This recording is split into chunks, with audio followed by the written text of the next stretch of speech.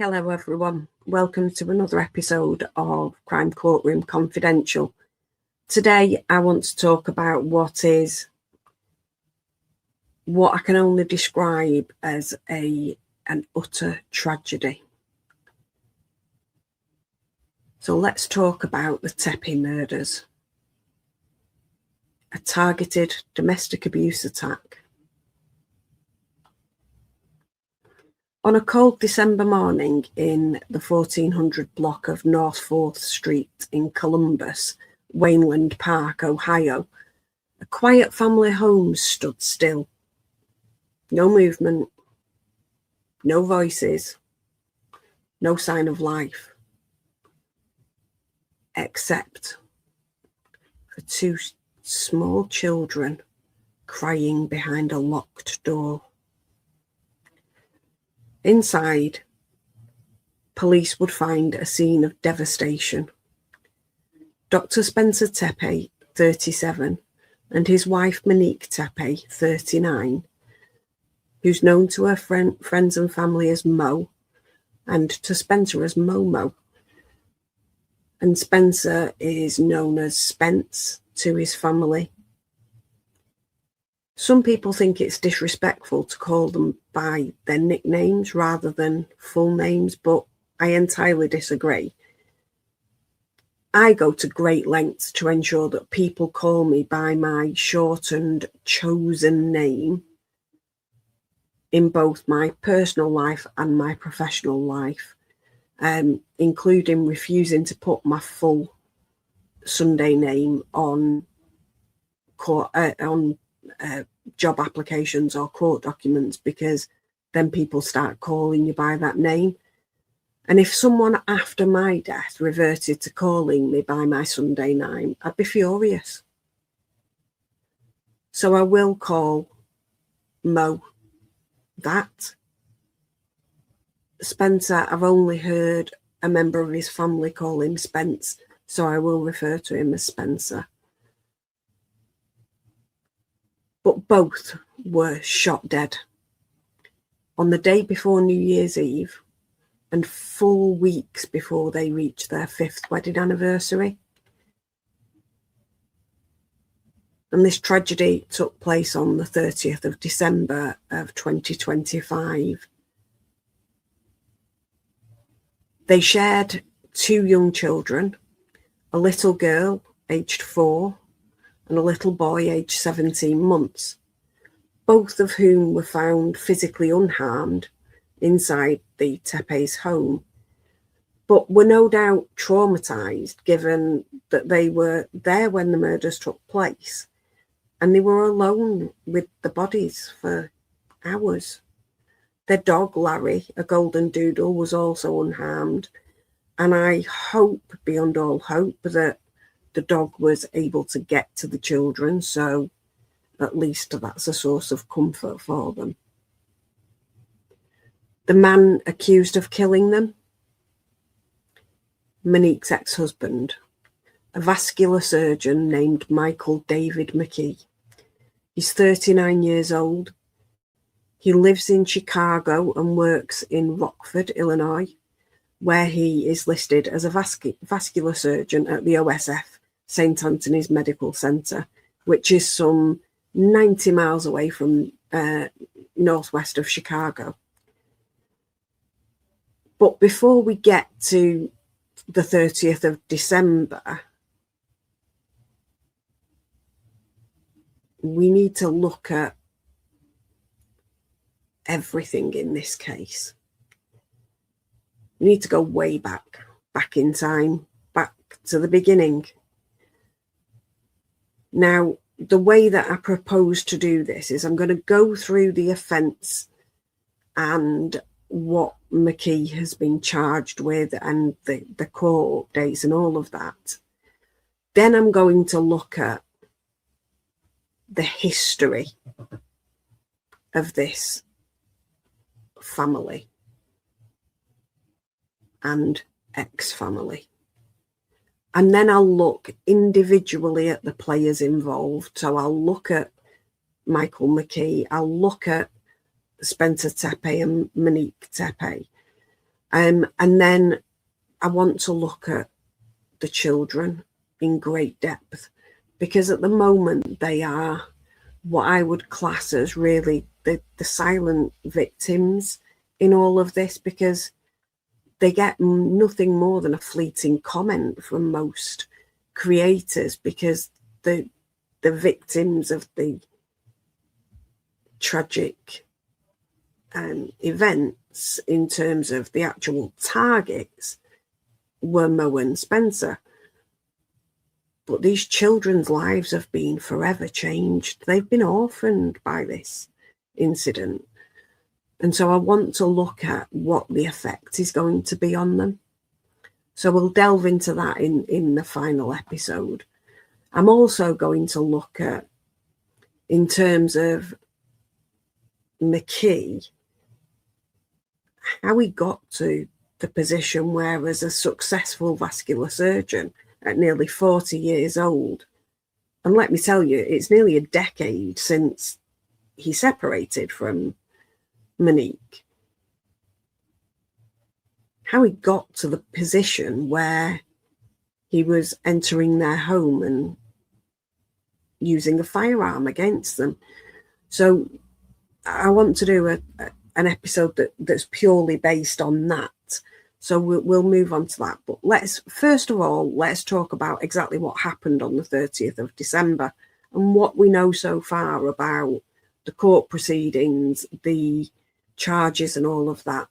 Now, for any of you that are new here, I am B. I am a lawyer in the UK. So obviously I am not an expert in the law of any state in the US, certainly not of the law in the states in question, but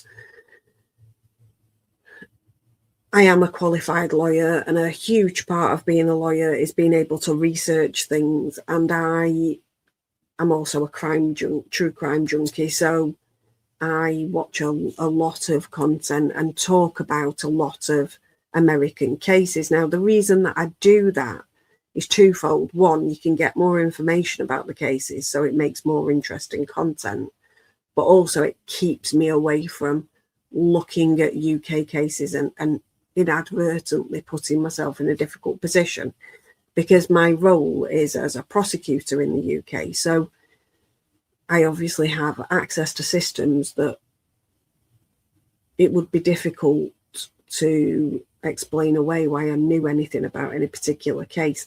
Now, I would never, ever dream of using our systems to look up content for YouTube.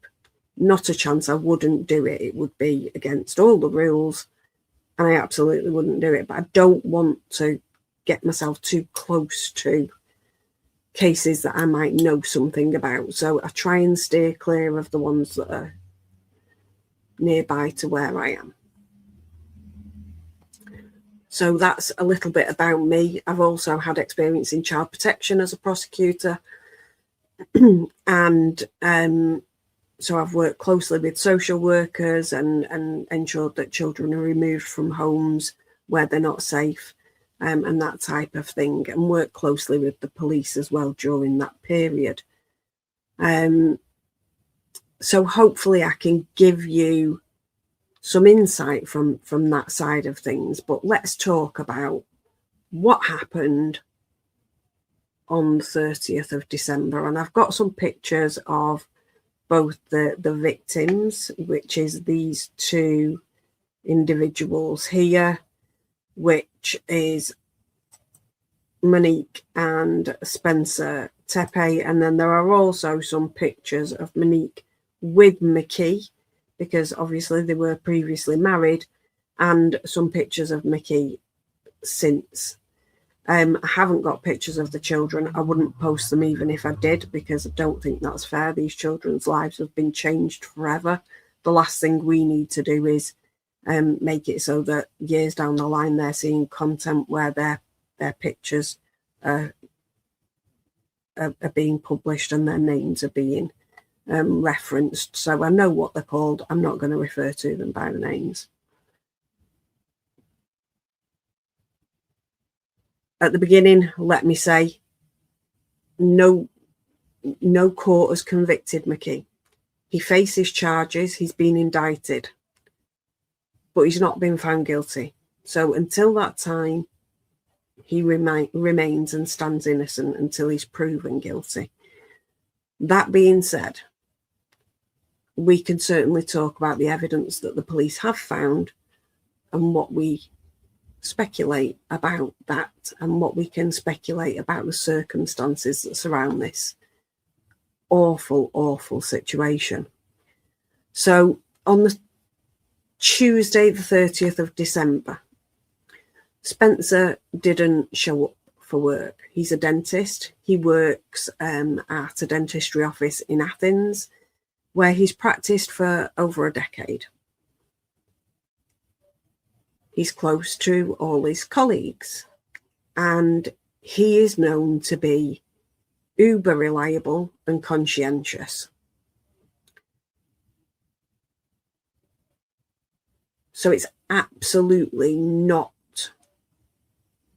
within the realms of possibility that he just wouldn't turn up and not contact them. So his colleagues were really concerned. He always turns up, he's always on time, and he'll call if there are any issues at all. So his colleagues that were in the office that day contacted the business owner, who is called Mark, and he was out of the country, out of the state. He was in Florida on holiday. And Mark contacted 911. And he contacted them at 9:03 a.m. And the 911 operator was somewhat dismissive of Mark when he said that he wants to get a welfare check done because somebody hasn't turned up to work. And I understand that, 911 operators are overwhelmed with calls. They deal with lots of people who ring up about silly things. But when somebody is saying this is absolutely out of character, this story shows why you should take them seriously. I apologise if my voice goes. Been in work all day, I've been talking a lot, so and I'm still recovering from the Christmas flu. So he says to them, he's always on time and he would contact us if there was any issue whatsoever.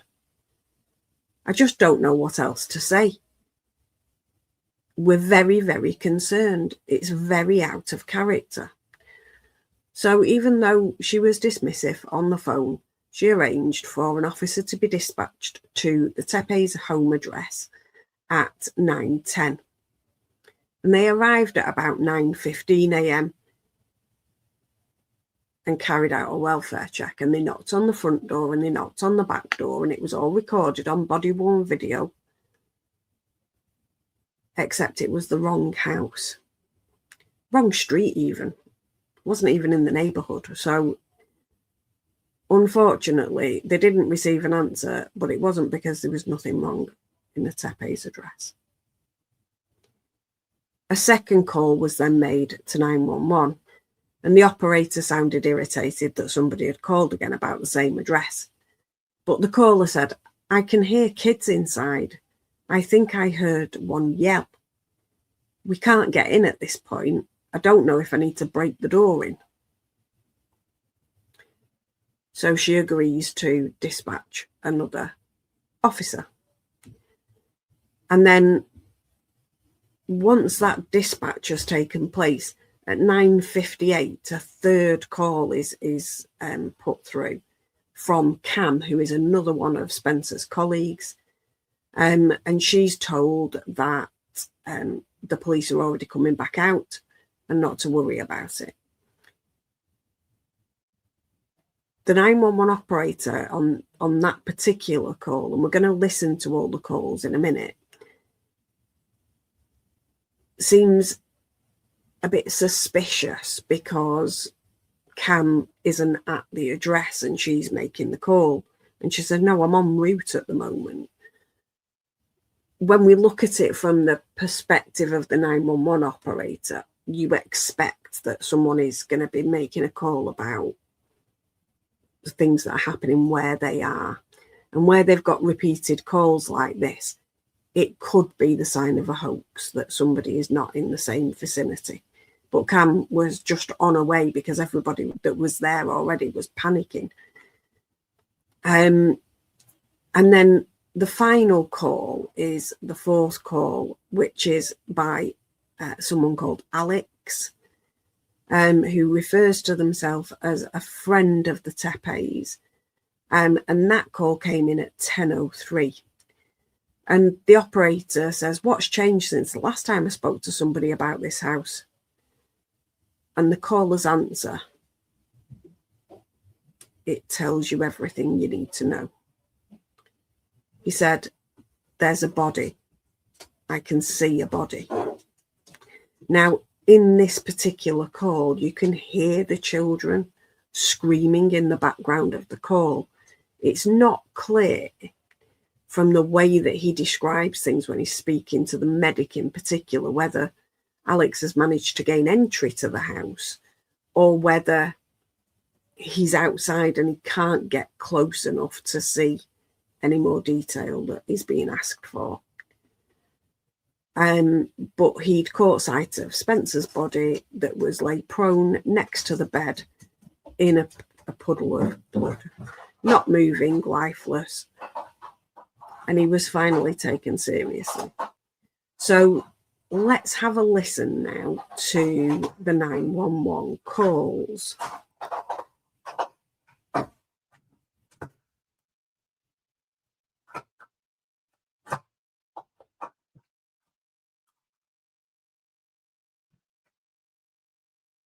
Bear with me.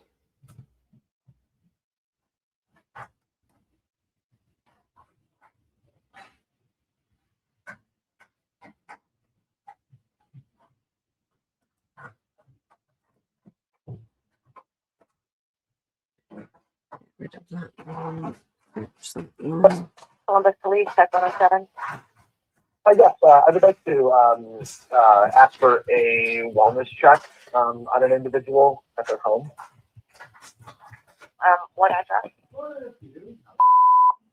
North 4th Street, Columbus, 43201. What's your name? Mark. Where are you calling from? Well, I'm currently in the state of Florida. I'm on vacation, but this individual, Spencer, works with me, and he did not show up to work this morning, and we cannot get a hold of him or his family. He didn't show up to work? Correct. Okay, so he has not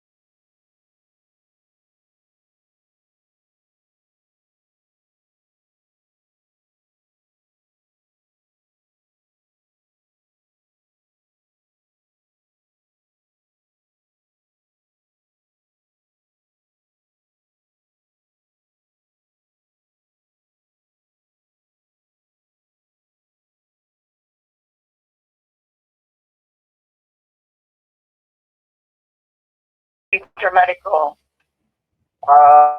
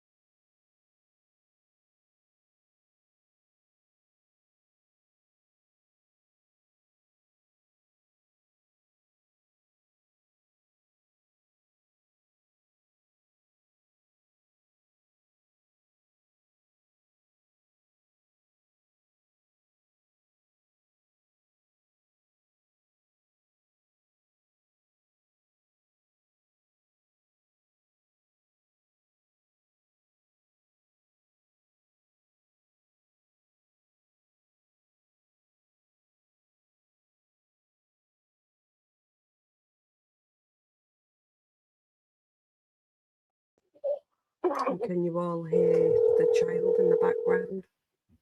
oh my God.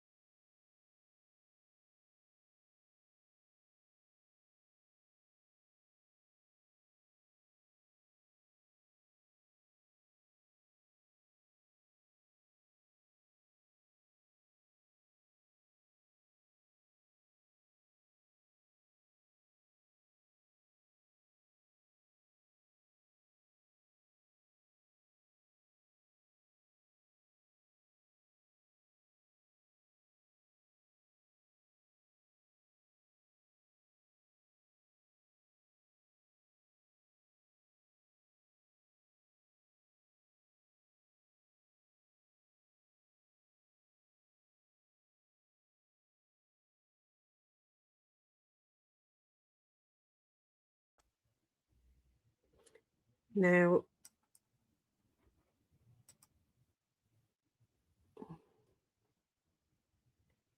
sorry guys, just bear with me.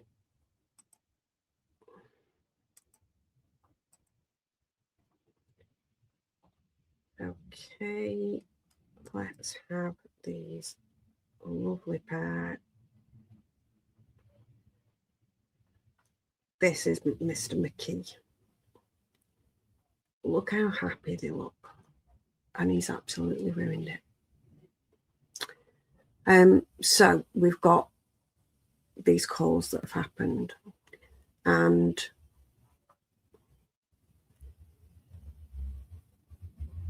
want to put it out there to you guys. What do you think? Tell me in the comments about how this call handler dealt with the 4 different calls. Because I appreciate that they get fake calls. I appreciate that some people ring about the silliest of things. But from my point of view, they ought to have been thinking, what do these colleagues know about the circumstances this family were living in? What threats are they aware of that they were facing? Sorry about the dogs in the background.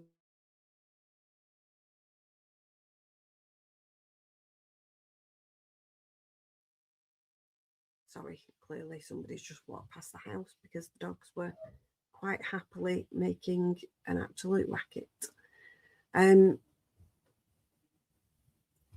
But they should have been thinking about what do these people know about this family that makes them immediately jump to 911 when they didn't turn up for work. Bear in mind that they knew that Spencer was uber reliable, never late or off without contacting them. But most people would think, oh, maybe they're too ill to get to the phone. I'll pop round and check on them later. They don't immediately think we need to call 911, which means that there's something else that they knew about.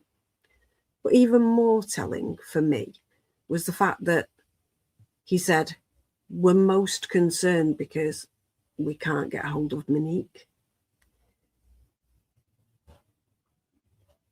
So they knew, I think, that something was threatening her safety, their safety. And it won't surprise me at all if we discover at the trial that digital evidence shows that he's been monitoring her and watching her. Now, we have got some new reports. So just in terms of background, Monique and Spencer have been married for 5 years, but they met in 2018. In 2013, Monique met Michael David McKee. He was at that point just coming out of his medical degree and starting his residency. They got married in 2015. They lived together for no more than 7 months. And she had contacted her family and said, I need to leave right now whilst he's not here. And they came with a U-Haul truck and they loaded her stuff up and she left. And family members have indicated, and friends, that Michael was abusive during their relationship. He threatened her life repeatedly and that she was scared of him. Now, the newly unsealed affidavit of probable cause tells us a number of things as well as the complaint. So it tells us that during the relationship, Monique suffered from significant abuse.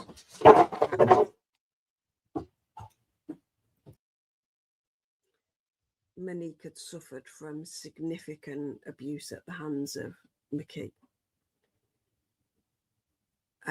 during the relationship, and that included some things that are serious red flags for future homicide at the hands of an ex-partner. One is strangulation. Another is forced sex.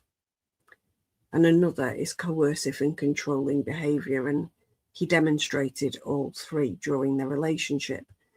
And he made threats to kill. Now, if somebody is willing to do two things in particular, number one, put their hands around their neck and strangle you, that is a massive risk factor for actually killing you at some point. Number two, If somebody who is physically abusive threatens to kill you, believe them, because it is a huge predictive factor for it being prophetic, not just a passing comment.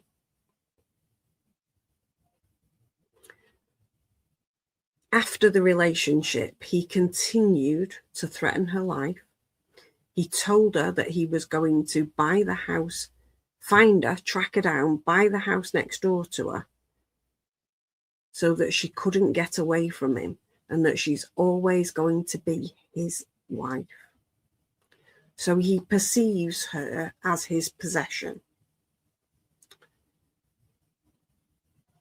We don't know the full details of exactly what he did, but we do know that there was a precursory visit on the 6th of December where he was seen within the curtilage of the family residence of the Tepes. So within the curtilage means basically on the property, so within the fence line of the yard, garden, any close by outbuildings, that type of thing. So that's the definition of curtilage.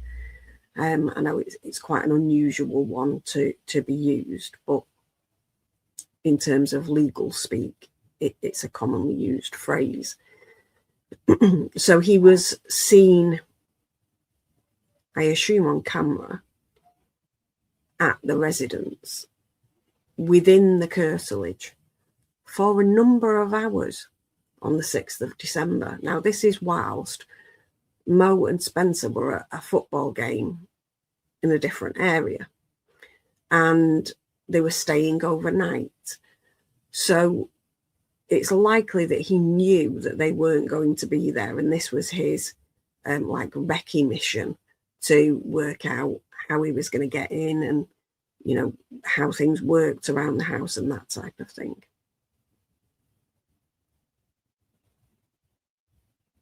Mo left the game halfway through, and they were there with other couples, and when people asked why she'd left, Spencer said because she's upset about something to do with her ex-husband, and that's all he said. Now, it could be that they've got a notification on their phone from the Ring doorbell and they've seen that he's there. Why they wouldn't then call the police, there are many reasons why that might be true, just like there are many reasons why Mo might not have made reports previously about his behaviour. And it all boils down to that coercive and controlling behaviour, because these people, these perpetrators, they play with your mind to the point where you don't know whether you dare risk contacting the authorities. We know that he threatened her life. Did he threaten her family's life? Did he threaten the children's lives if she ever made a report to the police? So that could be one reason. Another could be that she thought that she could manage his behaviour. A lot of victims of domestic abuse spend the entire relationship managing the perpetrator, managing the risk that they face at the perpetrator's hands, trying to make sure that they don't do anything that is going to trigger the type of behaviour that they are scared of. So we know that he has been monitoring her, watching her, playing mind games with her.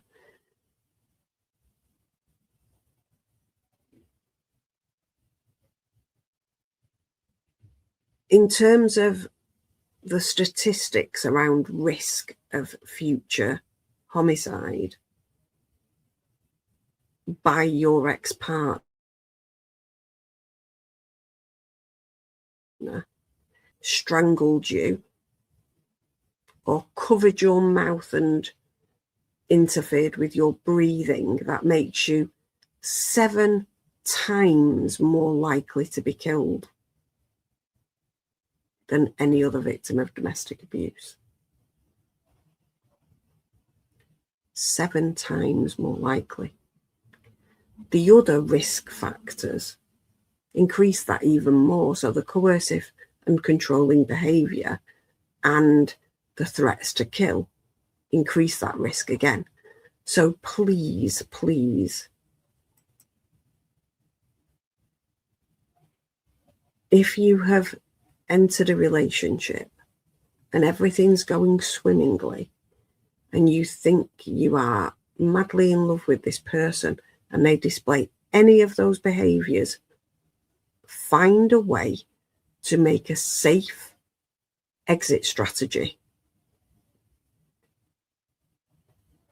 That is your most risky period when you're trying to leave. So you need to speak to people, professionals who understand how to manage the risk, but make a safe leaving strategy and get out. And I know it isn't that simple, and it's easy for me to say it because I'm sat here and I'm safe in my home, and you might not be.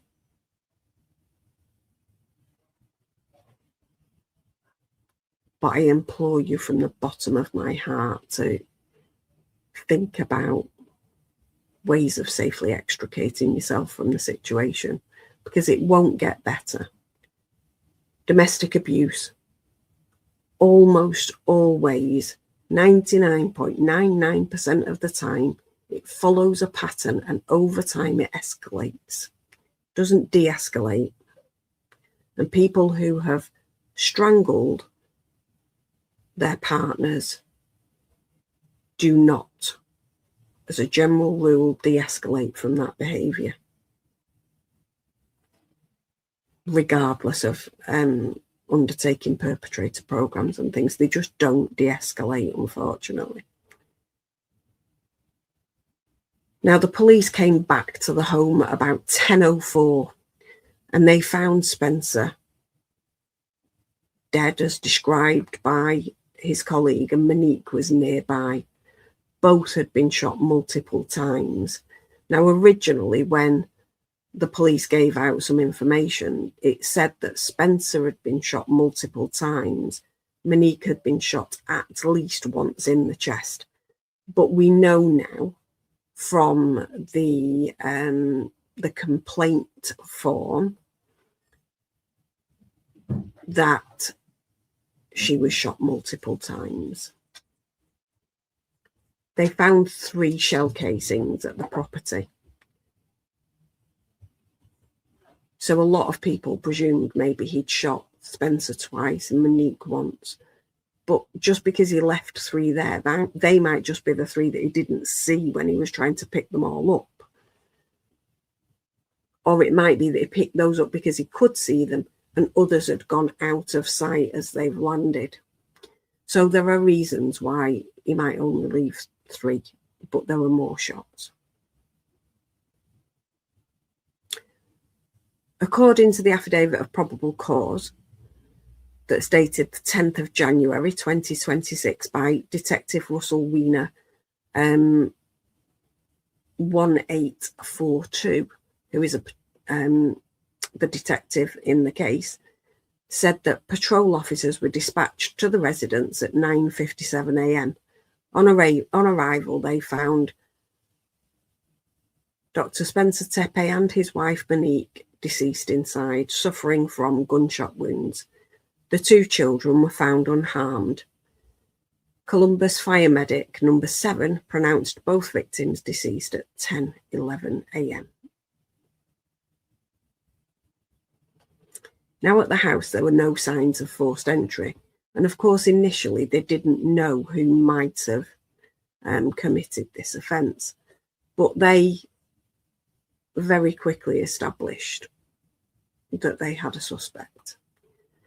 So initially, after the scene was discovered, Franklin County Coroner Nathaniel Overmeyer confirmed that the apparent cause of death was gunshot wounds, but there was no official cause of death because they were waiting for finalised toxicology reports.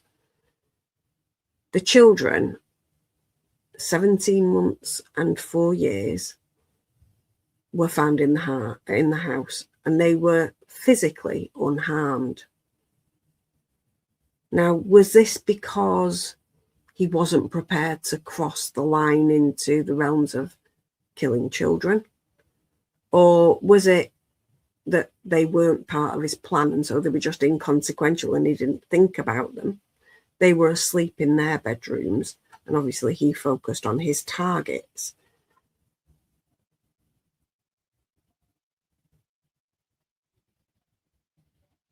That's not clear. And we may get some answers later down the line, but at the moment we don't know why. The couple's family have been left devastated, and initially they told USA Today that they were extraordinary people whose lives were filled with love, joy, and a deep connection to others. We are heartbroken beyond words. They described 37-year-old Spencer as a devoted and proud father, a loving partner, and a friend to everyone he met. And I can also say that Spencer was a member of the Big Brother, Big Sister scheme, and he was a big brother to a young man, Hans, who he basically integrated their two families together. That's the level of connection that he had with this young man. And Monique, they described as a loving, patient, and joyful mother whose warmth defined her. So what did the detectives do about this tragedy and working out how it had unfolded? Well, first of all, before we get into the direct investigation into this particular incident, I want to tell you about two things that are question mark coincidences or connected. And it isn't clear which. Either could be true. So the week before the incident, there was a call to 911 between a dispatcher and an unknown woman whose call pinged at the address where the Tepes lived. And it was at about 2:45. Sorry, it wasn't about a week before. It was in April of 2025. And CBS News got hold of this call. So it was at 2:45 a.m. So it was early hours of the morning, and someone had rung 911 but hung up before speaking to the operator. So they did what they usually do and called back to check that everything was okay. And a woman said, "Me and my man got into it, but I'm okay, I promise." Now, in the call, she sounds quite sheepish, upset, but it doesn't sound like Monique. So we can only assume that potentially it was a nearby phone that just pinged off their address. And she said that she didn't need the police or paramedics.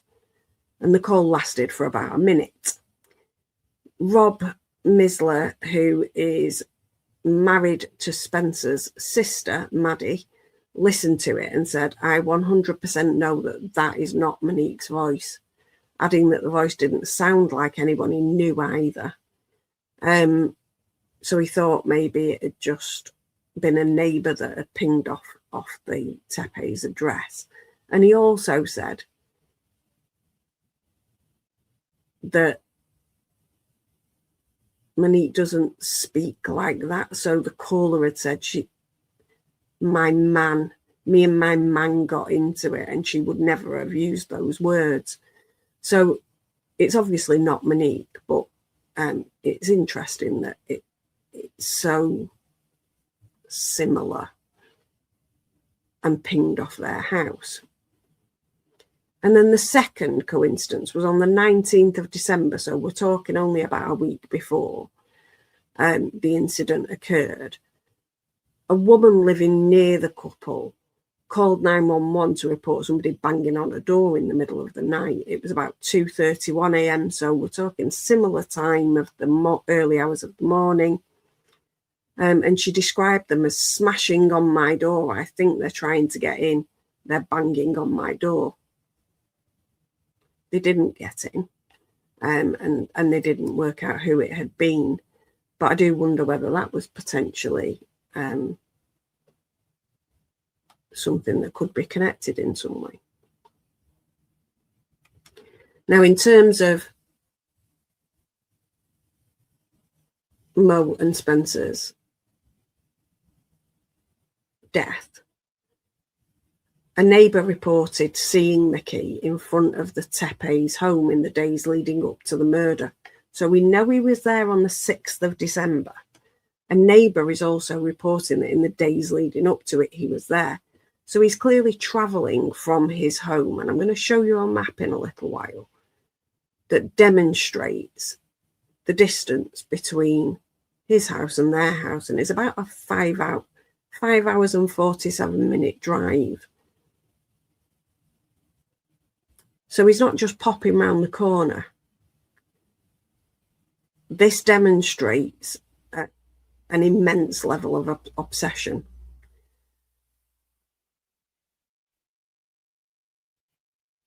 On the 30th of December, the home was processed, as you would any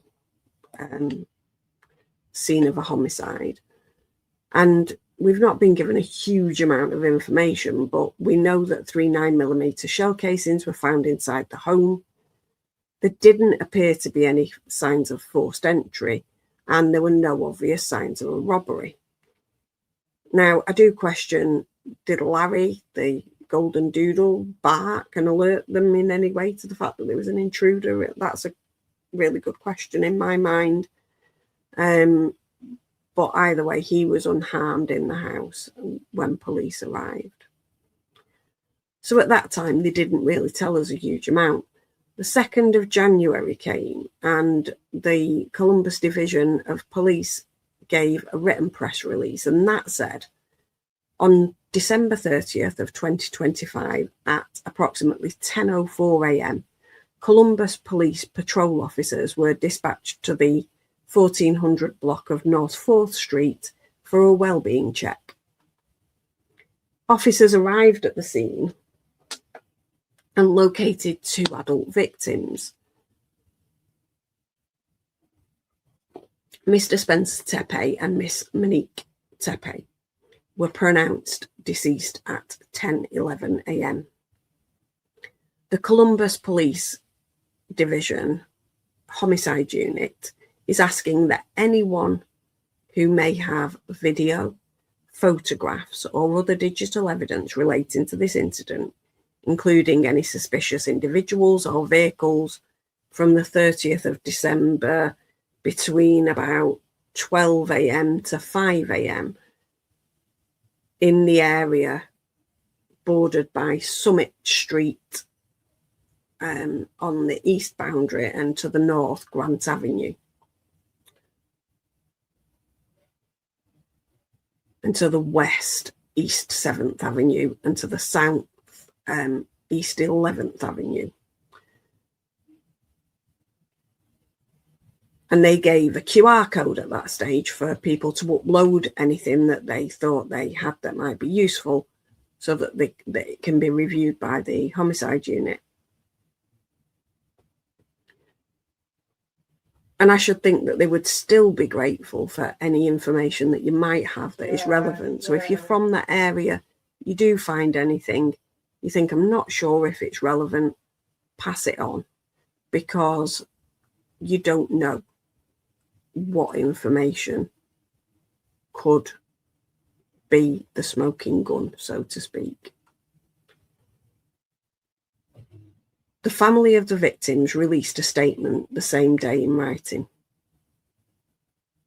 And they said, "Our family is devastated by the tragic and senseless loss of Spencer and Monique. They were extraordinary people whose lives were filled with love, joy, and deep connection to others. Spencer was a devoted and proud father, a loving partner, and a friend to everyone he met. He was intelligent, warm, and endlessly welcoming. A graduate of the Ohio State University and a member of the American Dental Association, Spencer was fluent in Spanish and deeply committed to serving others. He gave back through Big Brothers Big Sisters, and he was a huge Bengals and Buckeyes fan. He lived life with energy, laughter, and generosity. Monique was a loving, patient, and joyful mother whose warmth defined her. With a background in childhood education, she brought care and attention into everything she did. She was an excellent baker, a thoughtful planner, and somebody who found joy in bringing people together. Her kindness made people feel instantly at home, and together Spencer and Monique had a beautiful, strong, and deeply happy relationship. And you can see that in videos and photographs of them, that there's something different about the connection between them compared to the earlier connection between Mo and McKee. They loved to travel, to laugh, and to build a life rooted in love. They were proud parents of 2 beautiful children and their beloved golden doodle, Larry. And they created a home filled with warmth, happiness, and connection. We are heartbroken beyond words. While no outcome can ever undo this loss, our family is committed to seeing this tragedy fully and fairly brought to justice, and to honouring Spencer and Monique by protecting the future of the children they loved so deeply. And I can say the children are with family members, so that is at least something. A lot of children don't have the privilege of family who can take them if anything happens to their parents, but they are with family members. Now, at the initial stage, we're talking 2nd of January, detectives believed that the murders occurred between 2 a.m. and 5 a.m. And that's just 5 days after Christmas, remember. But the latest arrest papers say that the murder happened at 3:52 a.m. So I assume that they've got some video or audio footage or something digital that says exactly when it happened, because otherwise they wouldn't be so precise. And just from a kind of legal side note, as a prosecutor, vagueness is golden when you're drafting an indictment, when you're trying to prove something in court, because if you say that it happened at 3:52 a.m. exactly, but it turns out that it was 5:34, then you've not proven your offence. If you put between 2 and 5, then you're safe because it's captured in the wording of the offence. But if you've put a specific time and it's wrong, you can make an application to the court to amend it. But if you did that after conviction or after the case had concluded, then that leads to all manner of technical legal arguments, including whether if it's amended, if you right in the run up to the trial, the defendant can still have a fair trial because he thought he was facing a different set of circumstances and he's not had the opportunity to formulate and build a case to defend this new version of the allegation. And there are lots of kind of technical legal arguments that could mean that you're putting your case in jeopardy. So usually we'll try and bracket it so that it's not so specific that it's going to land us in trouble if something was off, like, a CCTV camera was set to the wrong time or whatever. But back to the investigation. Detectives traced a vehicle seen on surveillance cameras near the Tepe home before the homicides and leaving shortly afterwards. They also found that that vehicle had been there on the 6th of December. I don't know about any other dates. And it belonged to that vehicle in Rockford, Illinois, which is where McKee worked. But what they established was that at different points in the journeys to and from, it had had its normal plates on, and then at other times it had had a set of stolen plates on.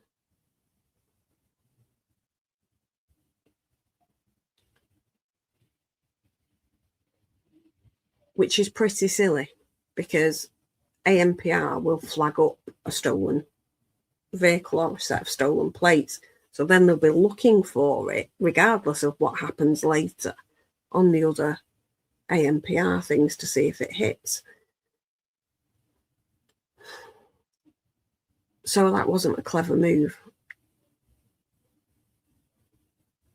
When they found the vehicle as well, they'd seen on video footage that it had a sticker in the window. And when they found the vehicle, the sticker had been scraped off, but you could see where it had been scraped off. So that's neither use nor ornament either, in terms of evading capture or evading conviction. But what it does do is potentially put you in the realms of, you know, tampering with evidence and trying to evade detection.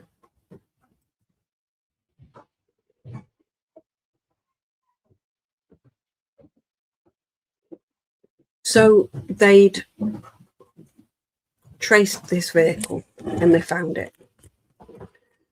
And on the 5th of January, the police released footage of a man who they described at that time as a person of interest, seen on a Nest household CCTV camera in an alley near the Tepe home. This was between the hours of 2 and 5 a.m. and he was walking nearby. Now, they've since said that they believe that that individual is in fact McKee. What you can see is a hooded figure, their face is obscured, walking in a snowy alleyway. The person appears eerily calm as they walk, at one point briefly raising their right arm in to their face with their back to the camera.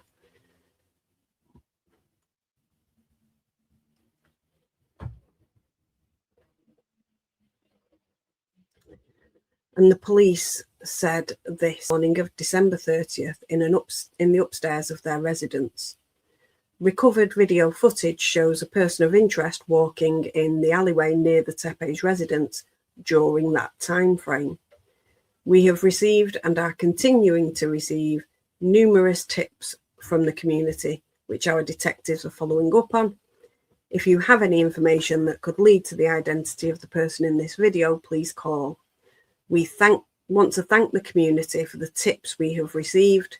We know there are questions and concerns surrounding this tragic incident.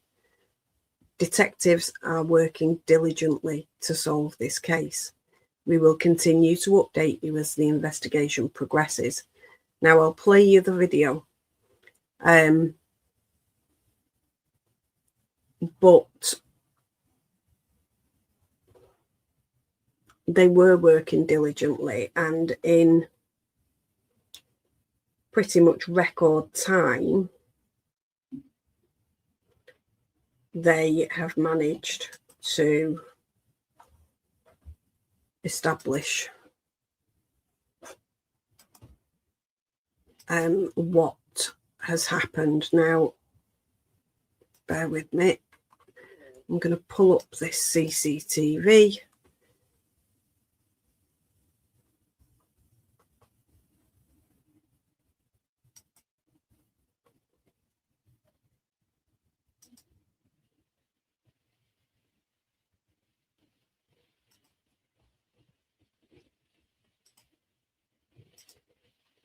Sorry, guys. I'm clearly not good at this.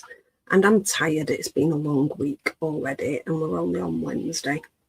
So part of my job is doing various duty roles, one of which is giving the police advice on emergency charging, where they've got a person in custody and they only have 24 hours to make a decision about whether to charge them. But they need advice from us as prosecutors about whether. So let's play this.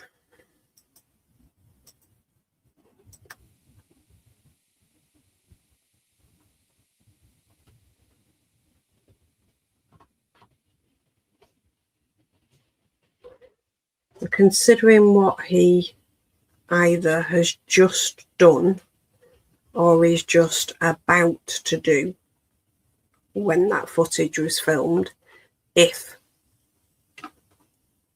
we are correct and it is in fact McKee, he's remarkably calm, just going about his business, which is fascinating. People also question why after so long they divorced. Well, they separated within 7 months of getting married in 2015, but the divorce was finalised in 2017. And we were nearly in 2026 when he came after Mo and Spencer. So why after so long? And a lot of people haven't been able to marry those two things together and make it make sense. But if you look at it through the lens of coercive control by an ex-partner, the majority of coercive and controlling behaviour, strangling episode, forcing yourself on people, they're all about dominance, power and control, which on the flip side are an outward reflection of an internal insecurity. And we'll talk about this more when we look at McKee's background in detail. But when somebody needs that much control and power and dominance, and the person doesn't kowtow to their needs and instead leaves, and they perceive that person not as a person, not as someone that they love, but as a possession. She's mine, I married her, she's mine to keep and do what I want with. When that happens and they lose that control, that can simmer for many years with low-level stalking behaviour, emotional abuse behaviour, contacting the victim. And then either because something in the victim's life is kind of like the point where they need to stamp the ultimate display of their power on the person, or something in their own life makes them crave that control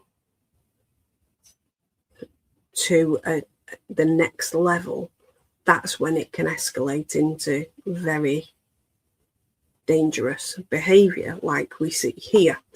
So it's not that unusual to see people committing these offences quite a significant time after a relationship has ended, because in their head, that person's never stopped being their property.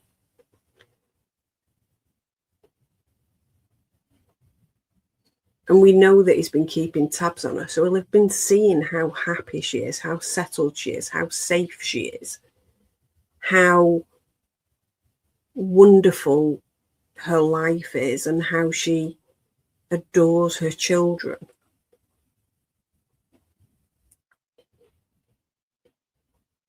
And that could be enough. It really could. Now, on the 10th of January, McKee was arrested. And he was arrested at a Chick-fil-A fast food restaurant after working a night shift at the Rockford Health Centre on 9th to the 10th of January. He then went to the Chick-fil-A and was arrested there by ATF federal agents. Now, that's because, of course, the police will liaise with other law enforcement agencies to ensure that they can arrest these individuals as quickly and as painlessly as possible. And it's across state lines. So federal agents makes sense. The police, after arresting him, searched his Chicago condo, which beautiful home, penthouse apartment overlooking Lake Michigan, absolutely gorgeous. Building full of professional people, with a lovely roof terrace area that the residents use to have barbecues. There's a pool up there. And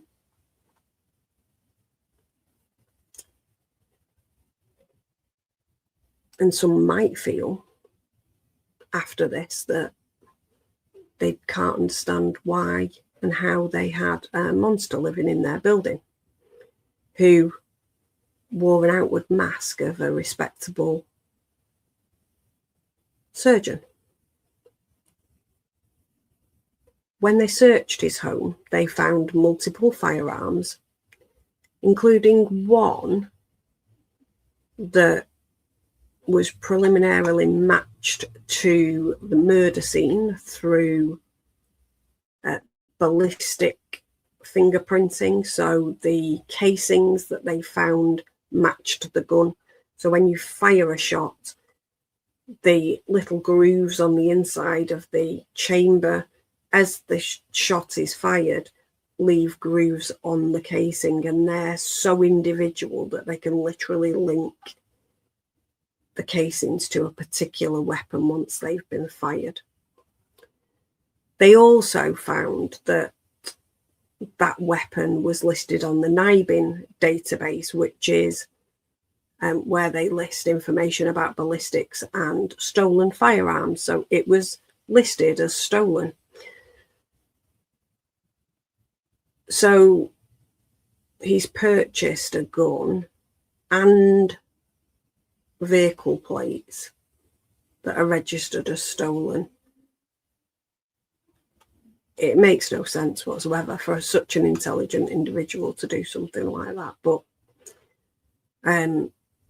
street smarts about crime and intelligence are two very, very different things. One of the most interesting bits of information that came out following the 10th of January arrest, though, was there was a silencer purchased for the firearm in question and used. And that goes to forethought, to intent, along with being prepared to get in your car and drive for 5.5 hours to get to your target. Now, when he was arrested, McKee invoked his rights to silence and refused to speak to detectives and requested his lawyer. Well within his rights to do so.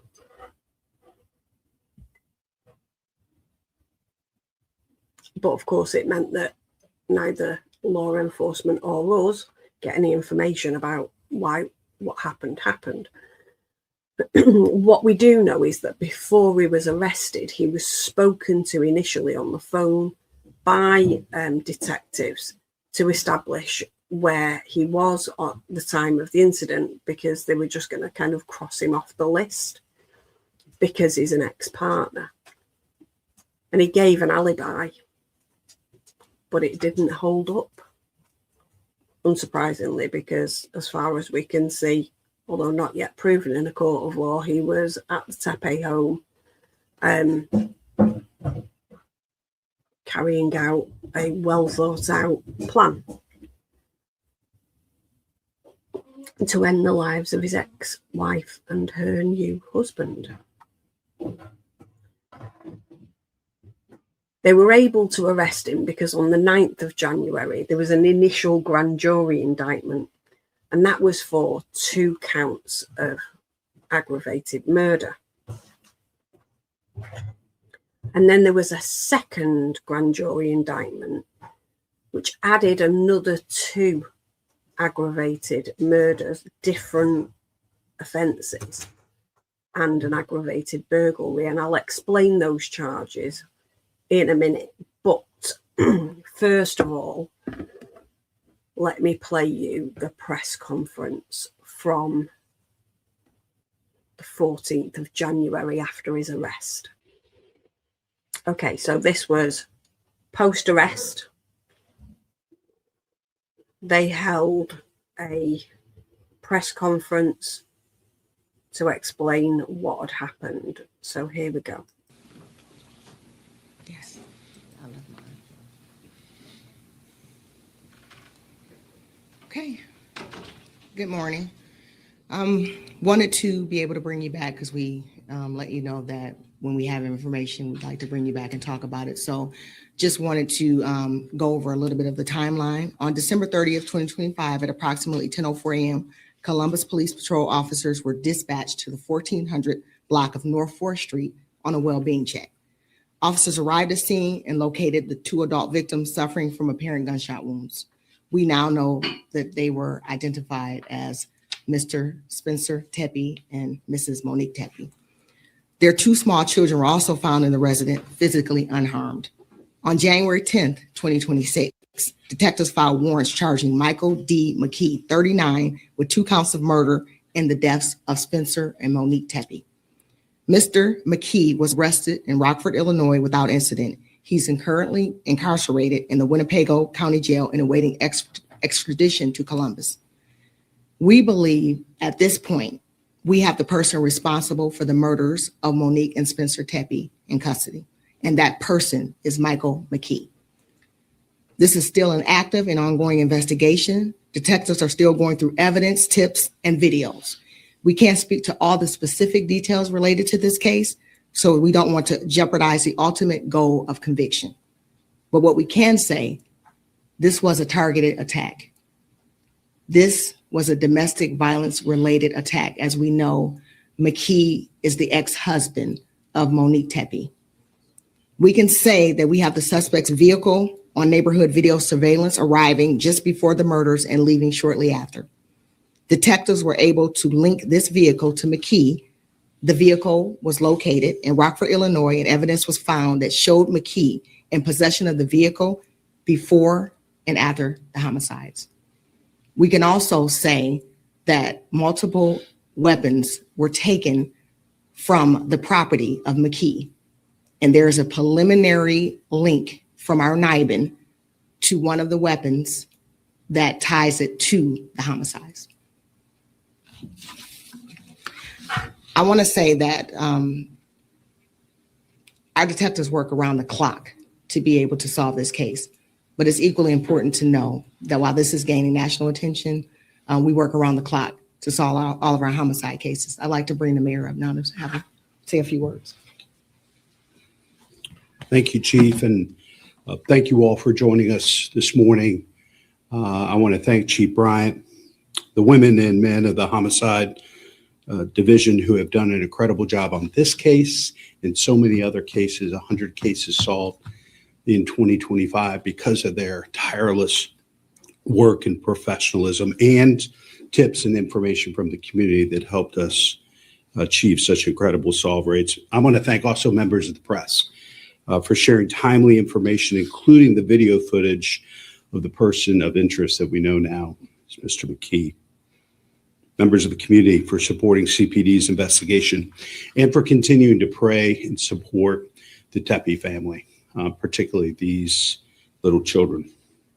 Just want to take a moment to express gratitude, grief, and resolve, not only for myself, but for the entire Columbus community. Grateful to the Division of Police for their professionalism and persistence, and for their tireless work and collaboration that led to this arrest. You followed the facts and evaluated every credible lead with intentionality, integrity, and care for the victims and their families. I also want to thank members of the community who stepped forward with video footage and tips. Like so many cases CPD solved in 2025, the public helped us work this case. It's a clear example of how public safety is strongest when police and community are working together. I'm encouraged by the cooperation that continues to grow between our police and our residents.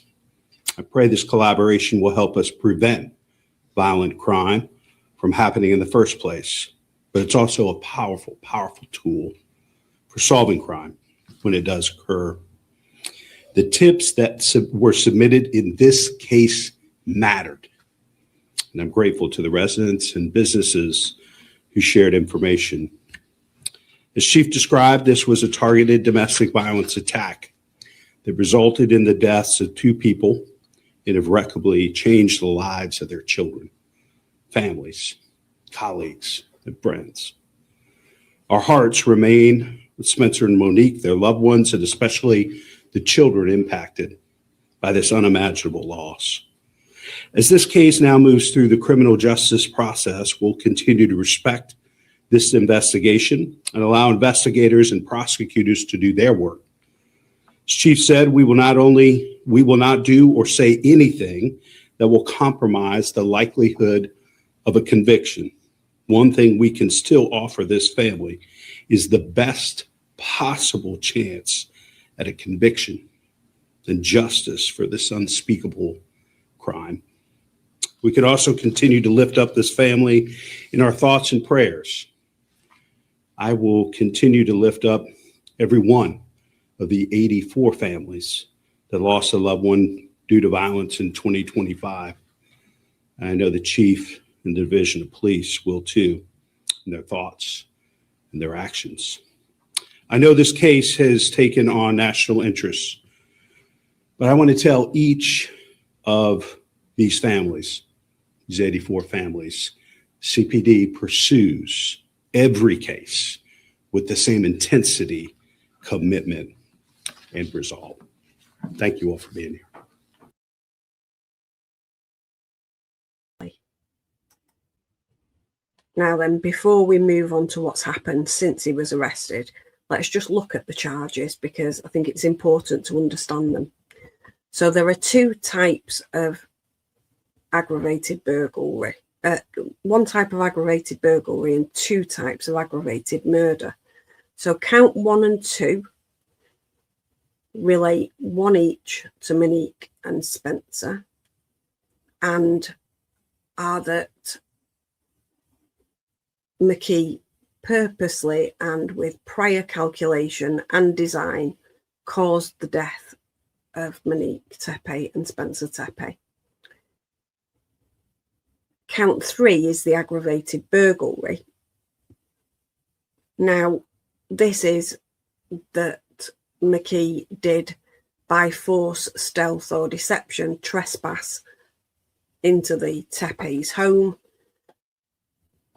that being an occupied structure.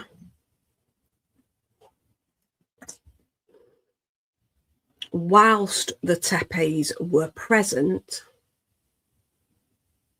with the purpose of committing any criminal offence, and he inflicted physical harm on one or the other of them, and or, in the alternative, he had a deadly weapon with a firearm on or about his person. Then counts 4 and 5 again relate to Monique and then Spencer. Aggravated murder, but this is purposely caused the death of Monique Tepe or Spencer Tepe whilst committing and or whilst fleeing immediately after committing the offence of aggravated burglary. And then to all 5 of those counts, they've attached 2 gun specifications. One is a 3-year firearm specification that they've attached because McKee had a firearm on or about his person or on, and the other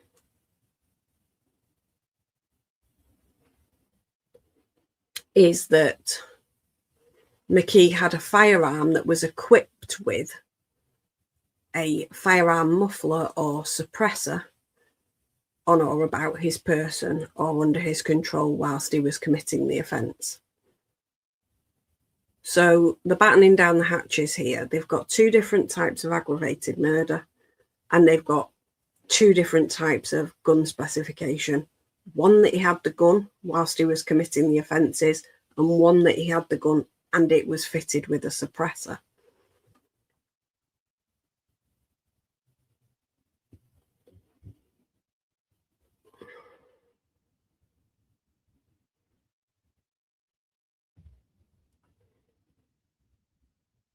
So let's break down what those charges mean. So the prior calculation and design aggravated murder covers killings that are purposeful and involve prior intent. In other words, you plan to do this. That intent can be formed very close in time to the actual commission of the offence.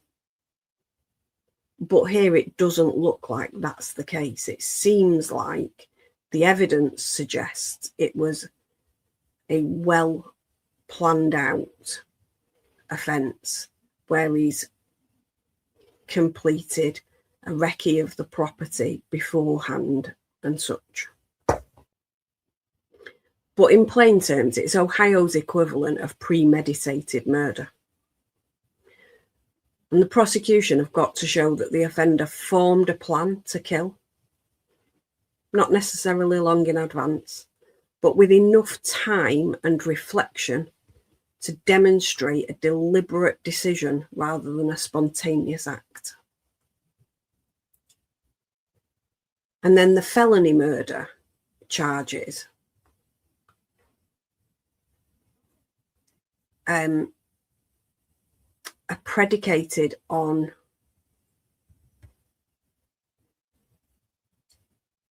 a felony being committed and then the murder takes place during the commission of that offence. So here the offence that they're pinning it to is aggravated burglary because he entered their home as a trespasser while they were present. The key feature is that the killing occurs during the course of that other offence. And it's a felony murder regardless of whether there was any prior planning at all. So they're giving the jury an alternative verdict if they feel like he didn't have that plan to kill with enough time and reflection to demonstrate a deliberate decision. So it's an alternative way to get an aggravated murder charge. Now, they have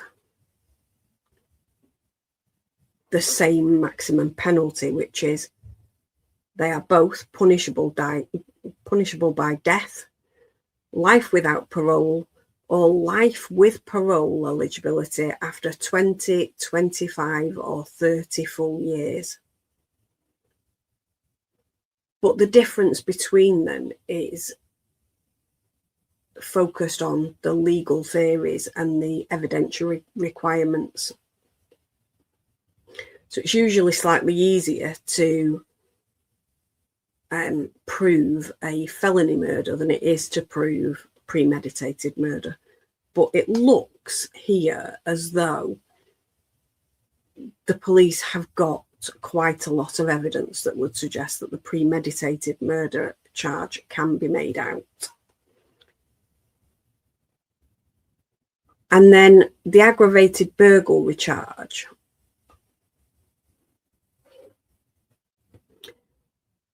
In plain English, it's burglary plus either having a weapon, using violence, using threats of violence, or the presence of people in danger of violence. And it's a first degree felony in Ohio. The law treats it as a crime that puts human life at risk, not just property. So they give it that level of seriousness.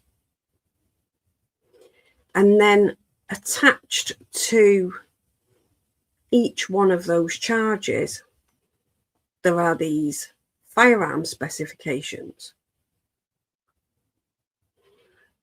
The best way to think of these is like an add-on to the felony charge.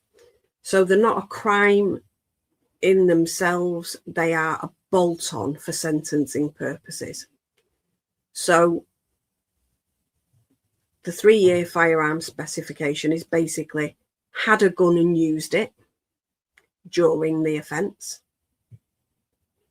So the prosecution have got to prove that he had a firearm, that it was either on his person or under his control, and that he either displayed it, brandished it, indicated that he had it, or used it to facilitate the offence. So in really plain English, you've got a gun and you make it part of the crime. Do what I say or I'm going to shoot you. That would be enough. They don't have to actually fire the firearm. In fact, you don't even have to point it. You could just say, I've got it in my pocket. Do what I say or I'm going to shoot you. If they do show those elements of this add-on, then it's got to increase the sentence by 3 years consecutive to any sentence for the original felony. So the judge has got no discretion at all about whether or not to attach it and what number of years to attach. It's 3 years and it's got to be added. And it's got to be consecutive. They cannot run at the same time. Okay? And then the other one is 4-year discharge specification. So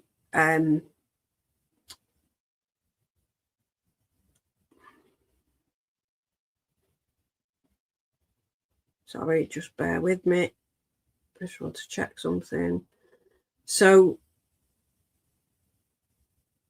this one is very similar, but it's that the gun that he had in his possession and made part of the crime had a suppressor attached. And again, that is a mandatory addition to the sentence. So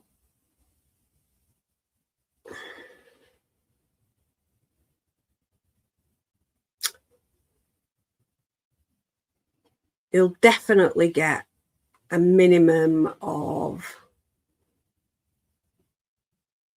20 years if convicted of any of the felony murder charges, plus some for the aggravated burglary, plus if they find the elements of the gun attachments made out, extra blocks of time added on to the end of it.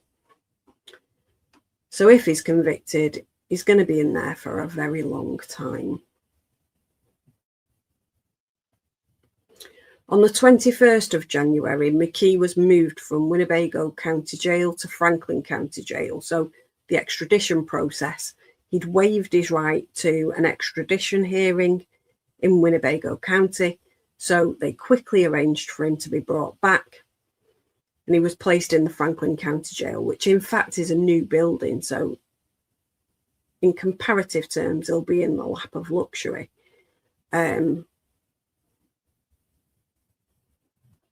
Although I don't think he'll be having an easy time in there. And then on the 24th of January of 2026, he appeared before the court in Franklin County, wearing his prison issued tan shirt and a name tag. And he stood via video link, staring straight ahead, didn't move an inch. And his lawyer, Diane Menashe, who is a very well-respected defense lawyer in Franklin County, entered his pleas for him of not guilty, and he stayed silent throughout that hearing. He waived his right to seek bond on that particular occasion, but did maintain his right to ask for it later, should he so choose.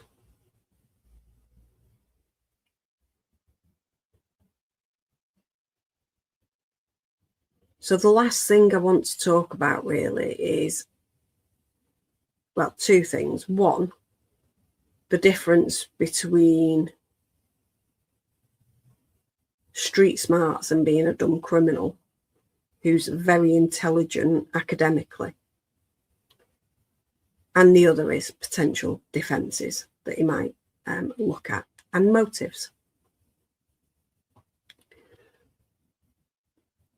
Now, he bought a gun and a silencer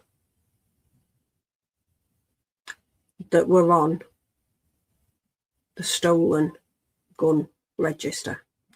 That was a bit silly. Not only did he do that, he kept them in his home after the attack. And he used his own car. Even though he changed the plates, he used his own car that could be traced back to him to get to and from the crime scene. So whilst he's a very intelligent man and he's clearly a skilled surgeon, I would not say that he's particularly the brightest bulb in the street smarts pack.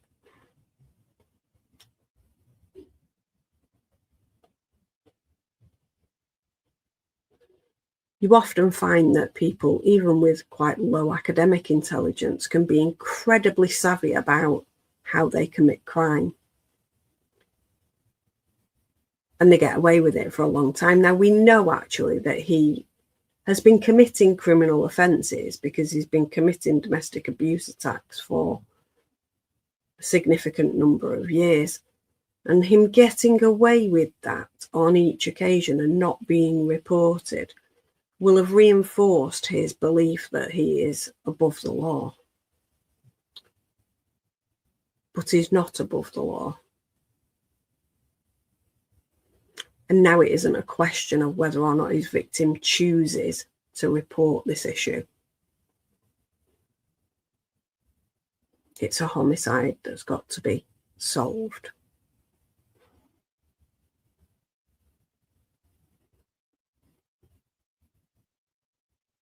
But if this is your first foray into external commission of crimes, at the very top of the tree of offences when you're 39 years old, chances are you're not going to be the most forensically and digitally aware because you've never had to be. But what does that mean behind the investigative veil, and why have we got one of those? Well, behind that investigative veil, the first thing I'm going to say is one of Gisela from Grizzly True Crime's favourite sayings: Uncle Google's gonna get you. So what other evidence might they have been collecting? They'll have been looking at CCTV from around his home, the hospital, and the Tepe's home in the period running up to the crime occurring. They'll be looking at digital evidence. They'll have downloaded his phone, probably Spencer and Monique's as well. Downloaded his computer. They'll be looking at his car sat-nav data and the black box data from his car, any tracking apps that he's got on his phone, like Life 360 or Google Maps. Again, Uncle Google's in the room. Snapchat, that's got a tracking location bit on it that you've got to actively go in and turn off, which a lot of people aren't aware of. Google Maps, it records your movements in the background, even if you're not using that information. So you can actually request your Google Maps history and it'll tell you where you've been. But that means it also will tell the police where you've been. We know that on this occasion he left his phone at home, but the rest of the time he probably didn't. They'll be looking at all his email and social media accounts, and the same for the victims, because victimology is a big part of solving this type of crime. They'll look at his landline and mobile phone records from the providers. They'll be getting statements from his colleagues, his neighbours, the McKee family, the neighbours of the Tepes, the family, friends and colleagues of the Tepes. They'll look at his purchase history on his credit cards and his bank statements and his PayPal account. They'll be looking at his gun registration documents, his gun licence documents. They might look at Monique's medical records to establish whether or not she told her medical provider about the trauma and abuse that she was facing and had faced throughout the relationship and thereafter. Did she get therapy? And if so, they might look at the records for that. Now, people may think, well, no, they can't get that. Data protection would stop them. The answer to that is no, it won't, because first of all, the person who the data is about is dead, so it no longer applies. And secondly, there is always an exception for the purposes of preventing and solving crimes. They'll look at neighbourhood Ring doorbell cameras, home security cameras in and around the Tepe home. They'll look at ANPR and CCTV on the route to and from the Tepe's home to McKee's home. They'll look at cell site analysis, not just for the day, but for the earlier days when they think it might have been there. And they'll be looking at forensics from the scene and from the Tepe's bodies, and also McKee's clothes and body. Did he have gun residue on his hands? Did he have gun residue on the shoes that he was wearing or the clothes that he was wearing? Are there any fibres that are off things from McKee's home in the Tepe home and vice versa? So they'll be going down to the granular detail of what they can find that links the two scenes together. and the two sets of people together. They'll look at any notebooks he's got, both in paper form and any digital device notebooks. So I have a notes app, keep all sorts of random information in there. And I'm sure that it would be, useful if anything happened to me.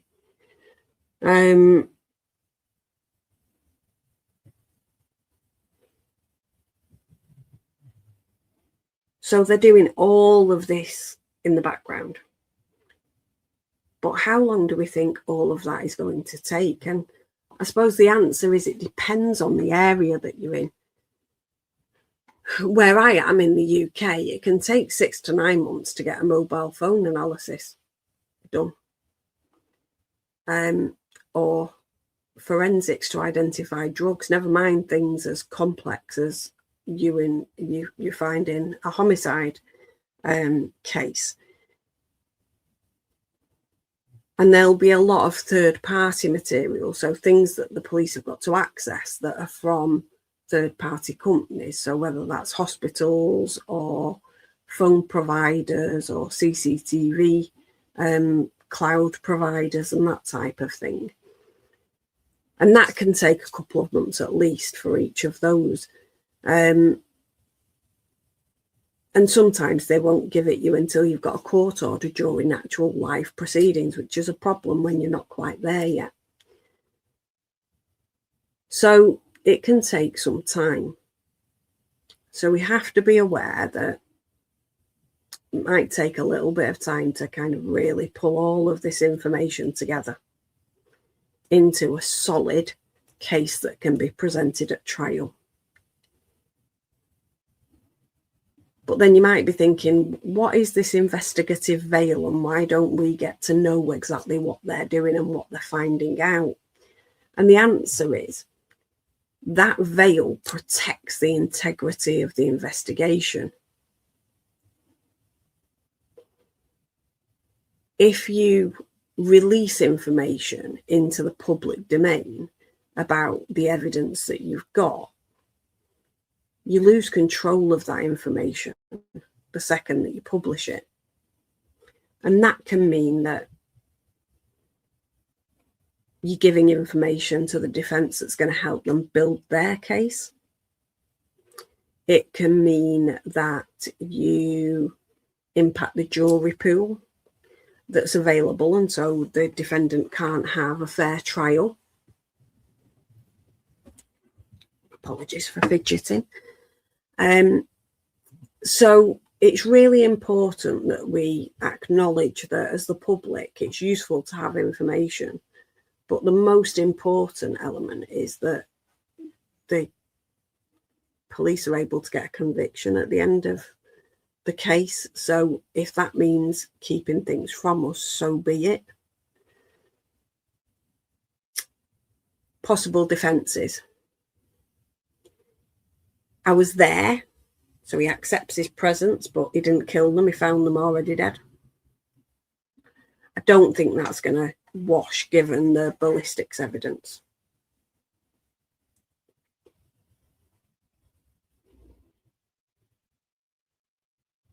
I wasn't there and I didn't kill them. Someone else must have used my car, my gun, my silencer, all to kill my ex-wife, who I've got a problem with, which again is fantastical. It's not based in any reality. So it's quite easy to ask a jury to infer that that's not a reasonable doubt in your mind, because why would somebody use all of his things in order to go and target his ex-wife? That makes no sense. And the other, which I think is probably the more likely if anything is used, would be that he'd become temporarily unhinged. So he'd gone into a state of psychosis, or for some other reason, he was not guilty by reason of insanity. Now,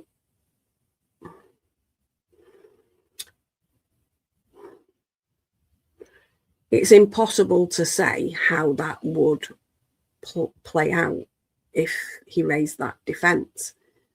And it may be something that his defence team are looking into, and, you know, they'll get an expert report and things. But looking at it from a law enforcement perspective, what you'd have to then establish is enough information that rebuts that defence. So you're demonstrating that he was completely within his normal state of mind around the time of the killing. So he'd have to have been in some kind of psychotic state from the time that he bought the gun, if he did so specifically for this event, or the silencer specifically for this event, all the way through to after he'd carried out the attack, including that 5 hour and 47-minute drive. So you would look at things like, did he work right before it or right after it? Was he of sound mind at that time? Did he carry out his clinical duties effectively? He drove that distance, which is a long, long way, without being pulled over or reported for erratic driving. So it appears that he was within his own normal state of mind enough to drive safely for a very long period.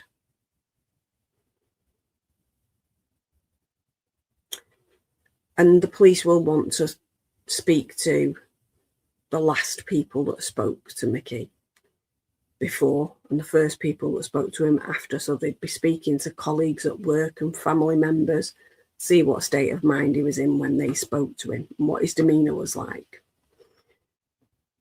They might want to get CCTV from the hospital and other CCTV from around the area, or from any gas station stops that he did, because it's probably more than a tank's worth of fuel, that journey. So he will have stopped at some gas stations. So what was his demeanour like on that CCTV? Does he seem like somebody who's not in his right mind, or does he seem perfectly calm and orientated and carrying out tasks effectively?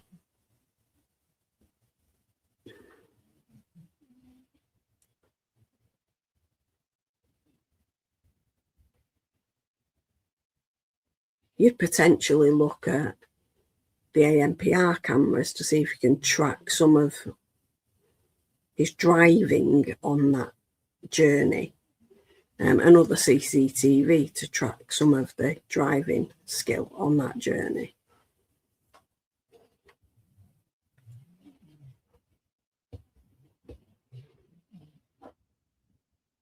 So I think there is a lot that law enforcement could do to rebut any suggestion that he was not in his right mind.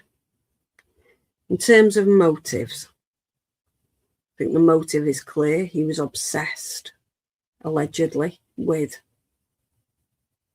Monique. He was bitter that she had stepped outside of his sphere of control, despite the fact that in his head he owns her. And she'd rebuilt her life and was happy and settled. She'd had children, which is something we know that he wanted to do. We know that because it says it on his Bumble profile. So we know that it's basically the ultimate expression of his power and control over Monique. If I can't have you, nobody else can. If I can't have you, the world even can't have you. I'm going to put an end to it. I control you. What I say is gospel. You can't make decisions different to what I choose for you. What tipped him over the edge into actually carrying out the actions? Well, that could have been something that he saw about Monique or Spencer on their social media profiles, or during one of the visits that he's carried out to the home when he's been watching them, allegedly.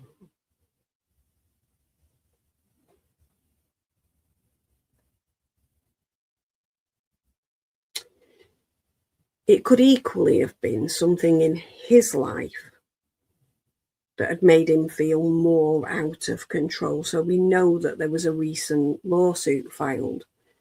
He'd essentially done a runner, so they couldn't serve him, rather than facing up to it and dealing with the issue.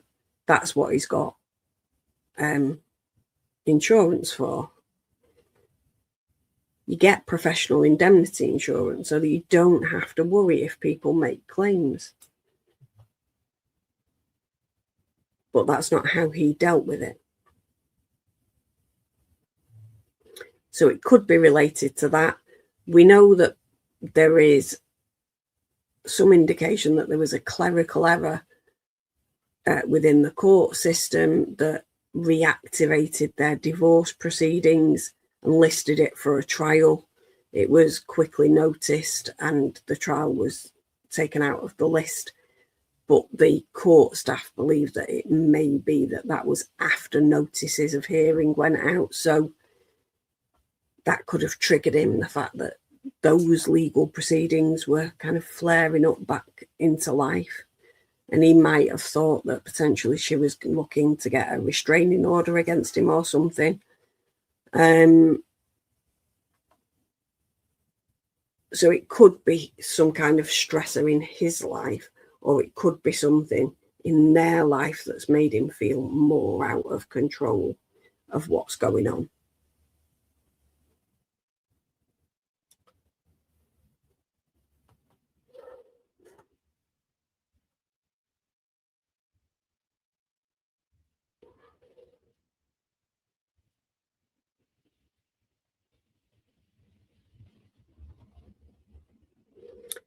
So that's everything really about where the case is up to. We're now waiting for a new hearing to be listed.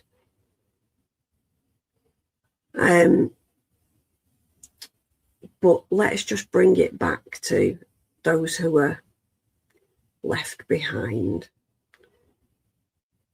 The Tepe's respective families are left behind. McKee's family have lost their loved one because he's now in jail facing this type of charge. But most importantly, 2 young children are left behind.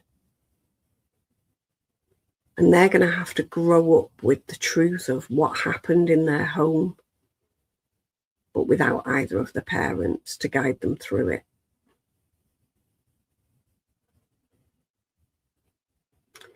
In the wake of the Tepe's deaths, family members have raised more than $200,000 with a GoFundMe to try and provide some stability and care for the children.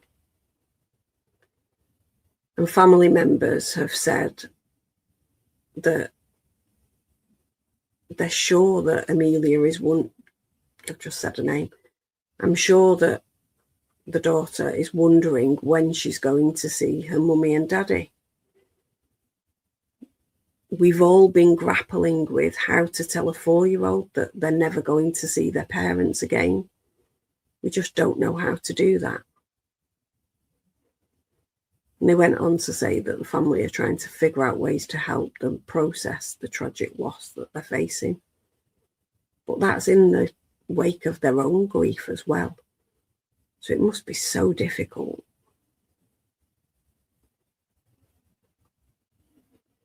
the children are staying with family members and they're all trying to keep them distracted and playing with them as much as possible. Spencer's cousin, Audrey McKee, told people that it's unfortunate because they'll never get to know their parents. The eldest might hopefully remember her parents, but the little one probably won't, and that's very tragic.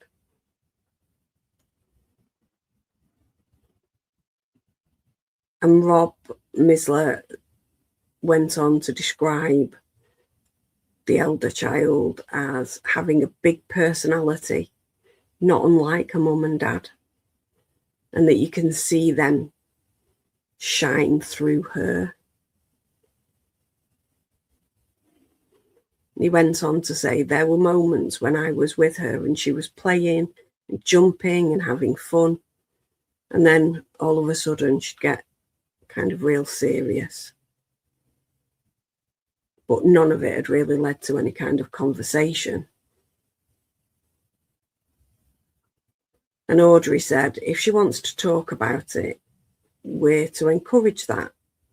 We're taking it day by day and learning how to do this as well. But they're taking the advice and guidance of professionals, and they've had some books delivered about how to talk to the children about such complicated things. And they feel like in some ways taking care of the children is bringing the family closer, making them even more tight-knit. Audrey went on to say, we have a village and our family just got bigger. And we're going to have to make sure that we honour Spence and Mo in the best way and help the children get to know them as best as possible.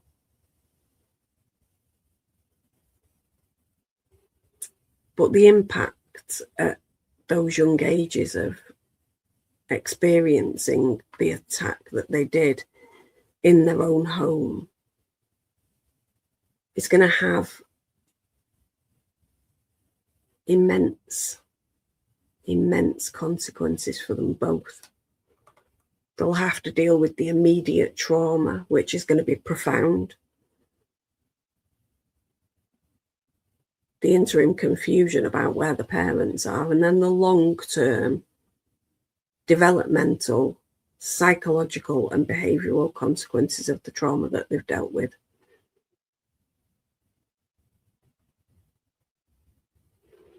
So in the immediate aftermath of the attack, the effects might include acute stress reactions, severe separation anxiety, developmental regression, but the long-term impacts are likely to involve an increased risk of PTSD or even complex PTSD, psychiatric disorders and emotional instability. But we're going to delve deeply into that topic because I want to honour these children and what they're going through. Not sensationalise it, just honour how stratospherically traumatic this is going to be for them. They're the ultimate forgotten victims. Everybody's talking about Monique and Spencer, what kind of people they are, all the things they did right to try and avoid this happening in the face of the risks that they were aware of from McKee. And then the impact of the loss of their lives. But not many give more than a passing mention to the children, who are now left to live with this for the rest of their lives. It's a brutal scenario to sit with, and I think that's probably one of the reasons that people avoid speaking about it, because it's such an emotionally heavy topic. It's so deep. And it can physically be painful to sit and contemplate what they're going through